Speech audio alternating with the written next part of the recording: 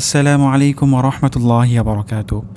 আজকে আমরা ২১তম লেসনে তাশাহুদ এর দ্বিতীয় অংশের বাংলা অনুবাদ এবং সহিহ উচ্চারণ শিখব। আল্লাহ সুবহানাহু ওয়া তাআলা যেন আমাদেরকে ক্ষমা করে দেন, আমিন। তাহলে আমরা উচ্চারণ করছি। আসসালামু আলাইনা। প্রথম শব্দটি হবে আসসালামু আলাইনা।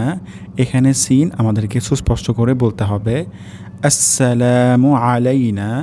আলাইনা এখানে আইন উচ্চারণ হবে।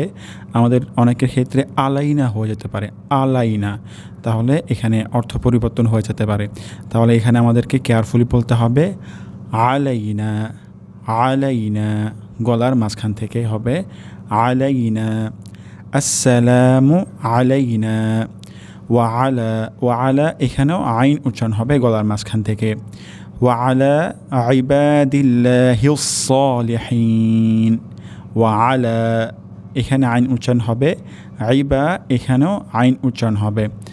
আইবা, ওয়ালা আইবা দিল্লাহিস সালিহিন। দিল্লা এখানে দিল্লাহ হবে না, এখানে দিল্লাহ হবে। ওয়ালা ইবাদিল্লাহিস, হিউস, হিস যদি উচ্চারণ হয় তাহলে এখানে আমাদের সিন উচ্চারণ হয়ে যাচ্ছে। তাহলে আমাদের এখানে সদ উচ্চারণ করতে হবে হিউস, হিউস, হিউস সলিহিন।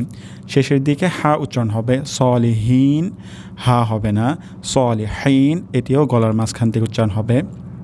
তাহলে ওয়ালা ইবাদিল্লাহিস সালিহিন। আমি তাহলে সম্পূর্ণটি আরেকবার উচ্চারণ করছি। আসসালামু আলাইনা, আসসালামু আলাইনা। এখানে গুরুত্বপূর্ণ আইন উচ্চারণ করা। আসসালামু আলাইনা, এখানে আলাইনা হবে না, আলাইনা। ওয়া আলা, ওয়া আলা হবে না, এখানে হবে ওয়া আলা, ওয়া আলা ইবাদিল্লাহিস। এখানে ইবাদিল্লাহিস এমন হবে না, আইবা আইন উচ্চারণ হবে ইবাদিল্লাহিস সালিহিন। শেষের দিকে সলিহিন যদি এমনটি হয় তাহলে আমাদেরকে পরিবর্তন করতে হবে। এখানে উচ্চারণটি হবে সলিহিন, হা, সলিহিন। আসসালামু আলাইনা ওয়া আলা ইবাদিল্লাহিস সালিহিন। আমরা চেষ্টা করবো ইনশাআল্লাহ। আর এখানে কয়েকবার আইন উচ্চারণ হয়েছে, তো আইনটি খুবই গুরুত্বপূর্ণ। আমরা ইনশাআল্লাহ চেষ্টা করবো, আল্লাহ সুবহানাহু ওয়া তাআলা অবশ্যই সহজ করে দেবেন। তাহলে আমরা এখন অর্থটিও জেনে নেই। আসসালামু আলাইনা ওয়া আলা ইবাদিল্লাহিস সালিহিন। অর্থ, আমাদের উপর এবং আল্লাহর নেক বান্দাদের উপর শান্তি বর্ষণ হোক।